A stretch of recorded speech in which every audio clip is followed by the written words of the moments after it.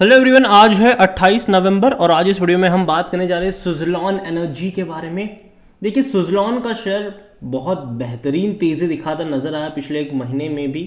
30 रुपये से बढ़कर ये तकरीबन 42 43 पे गया था, लेकिन बाद में देखो तो करेक्शन भी बना, 37 पर आया, अटेम्प्ट करा, कोशिश करी, 40 पे गया, लेकिन आज फिर से हल्का सा डिक्लाइन यहाँ पर देखने को मिल रहा है। आज तकरीबन 3% की गिरावट है। बातचीत करेंगे वीडियो में उसके बारे में, लेकिन उससे पहले अगर आपने अभी तक चैनल को सब्सक्राइब नहीं किया है तो प्लीज़ अभी इसे सब्सक्राइब कर लीजिए, क्योंकि आगे भी बहुत सारे वीडियोस हैं जो आपको काफ़ी ज़्यादा हेल्प करेंगे। तो सुज़लॉन का शेयर 40 रुपये से नीचे दोबारा से आ चुका है और पिछले एक साल में देखो तो भाई साहब बेहतरीन से बेहतरीन यहाँ पर रिटर्न बना है। और एक्चुअली पिछले 6 महीने में यहाँ पर ज़्यादा रिटर्न बना है। 17 मई को ये 8.5 रुपये का शेयर था और बाद में हमने इसको 40 रुपये से भी ऊपर के लेवल पे देखा। अभी डिक्लाइन आया, लेकिन अगर आप देखोगे ध्यान से तो जब ये भाग रहा था तो डिक्लाइन बीच बीच में आए ज़रूर थे, लेकिन उतने बड़े डिक्लाइंस नहीं थे यहाँ पर। तो इस बार का भी ये जो डिक्लाइन आ रहा है, मुझे लगता है कि शायद उतना बड़ा डिक्लाइन नहीं होगा, लेकिन बहुत जल्दी रिकवर करेगा। लेकिन हाँ, जब भी गिरता है एटलीस्ट आप 5 से 10% की गिरावट एक्सपेक्ट ज़रूर करोगे। उसमें पैनिक करने की, डरने की ज़रूरत मेरे हिसाब से नहीं है। वॉल्यूम अगर आप देखोगे तो बड़ी क्वांटिटी में ट्रेड हो रहा है भाई साहब। इसका वॉल्यूम देखो तो 6.5 करोड़ से भी ज़्यादा की क्वांटिटी में शेयर ट्रेड हो रहे हैं। जब मार्केट क्लोज होगा शायद 10 करोड़ के वॉल्यूम्स आपको यहाँ पर आराम से देखने को मिल जाएंगे। और सुज़लॉन अगर आप देखो तो देखो, कंपनी जो है वो ख़राब नहीं है, हालांकि पहले बहुत ज़्यादा ख़राब ये हुआ करती थी, ठीक है। पिछले कुछ टाइम में फंडामेंटली काफ़ी अच्छे चेंज यहाँ पर आया ज़रूर है।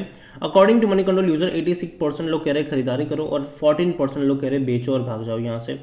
अगर आप इनके रिसेंटली इनसाइडर ट्रांजैक्शन समरी देखोगे तो भैया बिकवाली के थे सितंबर में, लेकिन जिसने बेचा उनका नुकसान ही हुआ है।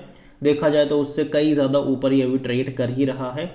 लेकिन अगर आप इनके नंबर्स पे नज़र करो, क्वार्टरली नंबर पे नज़र करोगे तो उतना बड़ा ग्रोथ नहीं है यहाँ पर। लेकिन अच्छी बात यह है कि कंपनी के प्रॉफिट्स एटलीस्ट 100 करोड़ के आसपास देखने को मिल रहे हैं पिछले 2 क्वार्टर्स में, और उम्मीद करेंगे कि भैया आगे और बढ़ते हुए प्रॉफिट नज़र आए। देखिए, फंडामेंटली बहुत सारी चीज़ें यहाँ पर चेंज हुई है जो इस कंपनी को हेल्प कर रही है। और वो कंपनी का पी रेशियो भले ही आपको हाई लगे 98 का, क्योंकि सेक्टर पी 47 का, देखो महंगा तो है, डेफिनेटली ये महंगा है, लेकिन अगर आने वाले टाइम में इस कंपनी के रेवेन्यू प्रॉफिट में तेज़ी आती है तो और अच्छा होगा। देखो, आप इनका रेवेन्यू प्रॉफिट पिछले 4-5 क्वार्टर का देख रहे हो, जो कि आपको अच्छा लगे, मतलब अच्छा लग सकता है, लेकिन उससे पहले के क्वार्टरों में कंपनी लगातार लॉस मेकिंग कंपनी थी, तो वो भूलना नहीं चाहिए। और आने वाले कुछ क्वार्टर्स में अगर लगातार अच्छे प्रॉफिट्स होंगे तो ये जो पी रेशियो है वो भी थोड़ा सा कम होगा, तो कह सकते हैं कि चीज़ें बेहतर होगी यहाँ पर। According to Moneycontrol, sorry, यहाँ पर एनालिस्ट, टिकर टाइप एनालिस्ट, 100% लोग कह रहे खरीदारी करो, और सिर्फ 2 ही एनालिस्ट है यहाँ पर, ठीक है। अगर हम शेयर होल्डिंग को लेकर देखें तो तेज़ी की सबसे बड़ी वजह जो है वो ये भी है कि बड़े फंड हाउस की यहाँ पर एंट्री होना एक वजह ये भी है। यहाँ पर प्रमोटर के पास 13.29% की होल्डिंग है, जो पहले 13.29 ही थी, लेकिन यहाँ पर प्रमोटर की 10.73% की होल्डिंग गिरवी थी। अब एक भी शेयर गिरवी नहीं है। यहाँ पर आप देखो फंड हाउस में अगर आप देखोगे तो कुछ चेंजेस हुए हैं। सब जून में 0.74% म्यूचुअल फंड्स के पास थे, अगस्त में वो बढ़ के 4.98 पे हो गए, बहुत बेहतरीन। लेकिन सितंबर में कुछ म्यूचुअल फंड्स ने बिकवाली भी करी है यहाँ पर, ठीक है। तो एक रिसेंटली आप देखो जो 4.98 था वो 4.70 पर भी आ चुका है। सेम चीज़ अगर आप यहाँ पर देखो, डोमेस्टिक की 5.17% की जो होल्डिंग थी वो 5.93% पर आ गई, ठीक है। अगस्त में बढ़ी, लेकिन सितंबर में क्या हुआ, 5.12। तो ये एक बड़ी बात है यहाँ पर कि भाई साहब अगस्त और सितंबर के दौरान म्यूचुअल फंड्स ने और डोमेस्टिक ने बिकवाली यहाँ पर करी ज़रूर है। एफआई हालांकि जितने थे 10.87 से 10.88 पर आए हैं।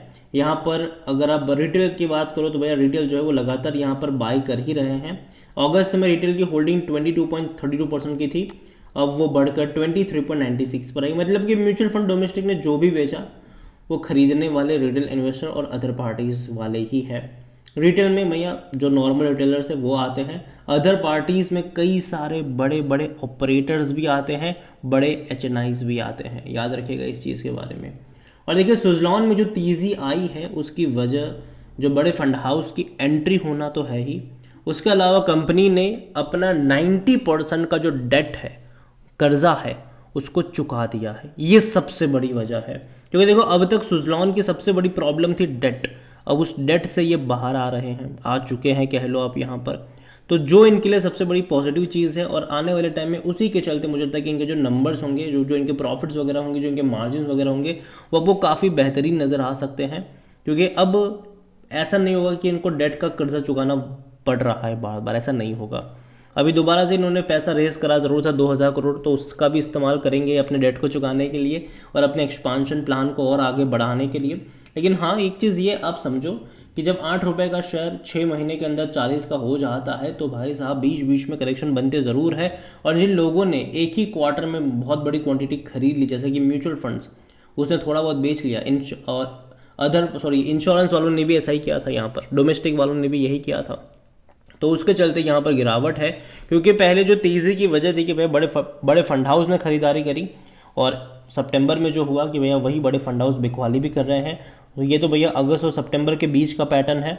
अभी देखना इंटरेस्टिंग होगा कि ये सितंबर से दिसंबर के पैटर्न में क्या होगा। यहाँ पर फंड हाउस जो है, बड़े फंड हाउस, वो 5 गुना पैसा बनने पर प्रॉफिट टेकिंग करते हैं या फिर यहाँ पर बने रहते हैं, ये एक सबसे बड़ा सवाल ज़रूर है। और यही वजह है कि शॉर्ट टर्म के लिए ये आपको अप्स एंड डाउन्स के सिचुएशन से गुजरता हुआ नज़र ज़रूर आएगा, लेकिन लॉन्ग टर्म के लिए मुझे लगता है कि कंपनी बच चुकी है, सर्वाइव हो चुकी है। और ये जो ग्रीन एनर्जी वाला जो सेक्टर है वो मुझे अच्छा लगता है लॉन्ग टर्म के लिए, वहाँ पर आपकी नज़र होनी चाहिए, क्योंकि आने वाले टाइम में वहाँ पर इन्वेस्टमेंट भी बढ़ेगा और गवर्नमेंट से बहुत सारी हेल्प भी वहाँ पर मिलने वाली है।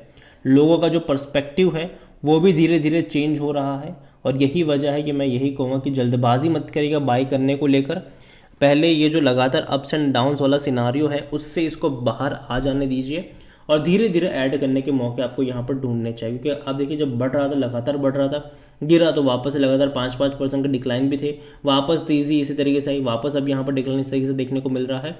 तो एटलीस्ट कहीं पर एक सपोर्ट नहीं बन रहा है, बेस नहीं बन रहा है, और मेरे हिसाब से जब तक वो नहीं बनता है, थोड़ा बहुत यहाँ पर जल्दबाजी होगी, और बीच बीच में आपको पार्शली प्रॉफिट टेकिंग यहाँ पर डेफिनेटली देखने को मिलने वाली है।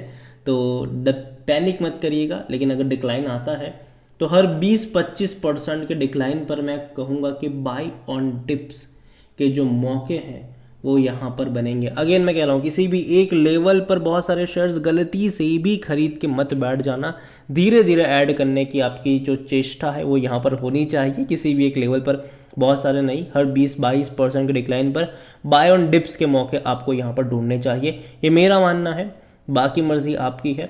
वीडियो को यहीं पे एंड करूँगा। पसंद आया हो तो लाइक करें, शेयर करें, चैनल पर अगर पहली बार हैं तो प्लीज़ सब्सक्राइब करें, और सुज़लॉन एनर्जी के बारे में आप क्या सोचते हैं वो भी आप मुझे कमेंट में लिख के बता सकते हैं। इसके अलावा अगर आप चाहते हैं कि मैं किसी और पेनी स्टॉक्स के ऊपर, जिसने पिछले कुछ टाइम में बहुत बड़ी तेज़ी दिखाई है, उसके ऊपर भी एक डिटेल वीडियो बनाऊँ, तो कमेंट में उसका भी नाम लिखिएगा। जितनी ज़्यादा कमेंट आएगी उतना जल्दी वीडियो आएगा। Thank you.